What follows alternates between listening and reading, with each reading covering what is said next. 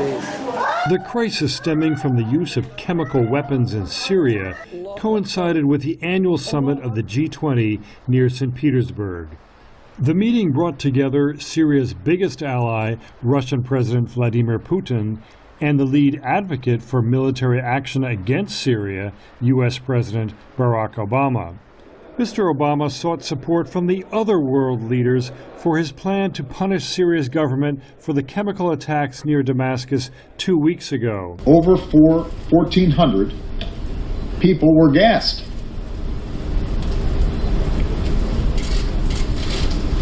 Over 400 of them were children.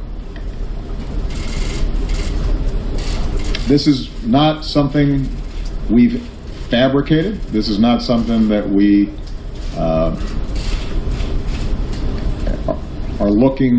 are using as an excuse for military action.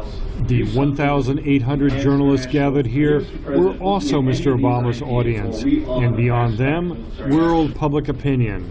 My goal is to maintain the international norm on banning chemical weapons.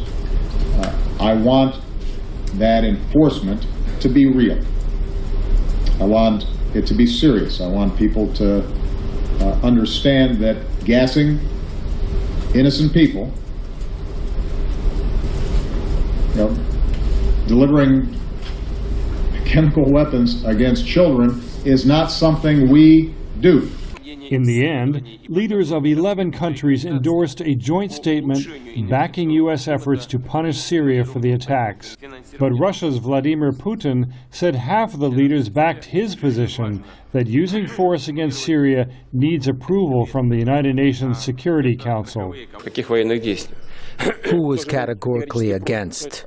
Russia, China, India, Indonesia.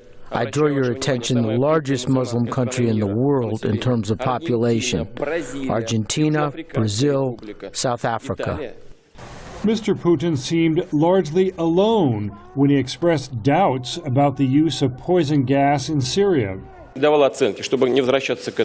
assume that everything that happened with the so-called chemical weapons is a provocation by the fighters. He was asked if Russia would send military aid to Syria if the U.S. attacks Syrian government forces. Are we going to help Syria? We will. The way we now help, we supply weapons, we cooperate in the economic sphere. President Obama had canceled a summit with Mr. Putin that was to take place before the G20 over the asylum given to former National Security Agency contractor Edward Snowden. Instead of 2 days, the two presidents had 20 minutes together. Everybody's always trying to look for body language and all that, but the truth of the matter is that my interactions with him tend to be very straightforward. We discussed Syria, and that was primarily the topic of conversation. For a conference devoted to creating jobs and global economic growth, Syria took the center stage. The coming days will tell if the personal contacts made here will be strong enough to avoid a wider confrontation in the Middle East. James Brooke, VOA News, St. Petersburg, Russia.